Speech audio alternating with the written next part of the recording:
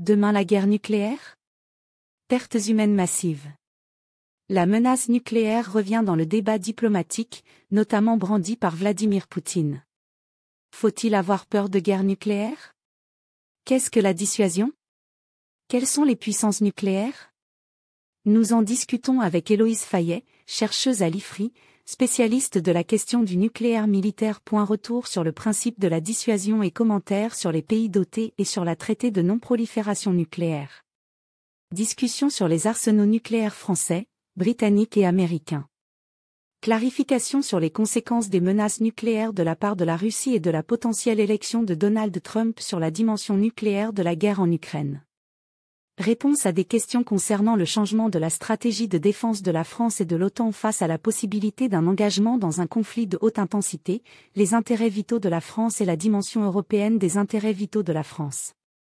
Une guerre nucléaire totale entre les États-Unis et la Russie pourrait tuer plus de 5 milliards de personnes, soit plus de la moitié de l'humanité. Même un conflit nucléaire limité, exemple, Inde-Pakistan, pourrait entraîner environ 2 milliards de décès. Catastrophe environnementale. Hiver nucléaire dû à l'énorme quantité de suie projetée dans l'atmosphère. Perturbation majeure de l'approvisionnement alimentaire mondial. Destruction des infrastructures.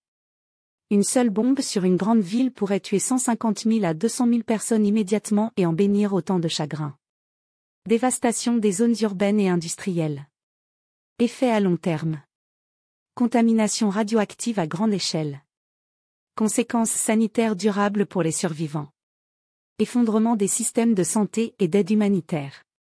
Impuissance face à la catastrophe. Les organisations humanitaires reconnaissent leur incapacité à répondre efficacement à une telle situation. Risque d'escalade. Possibilité de réaction en chaîne menant à un conflit nucléaire total. Système de main morte, comme celui de la Russie pouvant déclencher des frappes automatiques. La conclusion principale est qu'une guerre nucléaire, même limitée, aurait des conséquences catastrophiques pour l'humanité et l'environnement, dépassant largement notre capacité à y faire face.